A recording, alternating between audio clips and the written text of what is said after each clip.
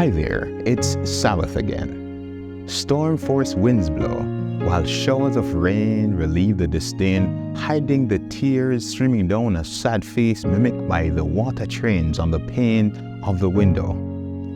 These meteorological events impact the mind, but the effect is entirely dependent on who's reading the sign. This rain sweetens slumber as it strums zinc roofs. Yes, hearts are content, but it weighs heavily on a conscience, having left pools on the roof of a tent. Its abundance floods cities, a wave of destruction, but the farmer smiles, grateful for the boost in production. For the seventh day of the week, the same is true.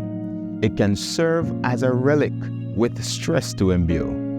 But today, I implore, make it a blessing for you. Happy Sabbath to you and yours, from me to you.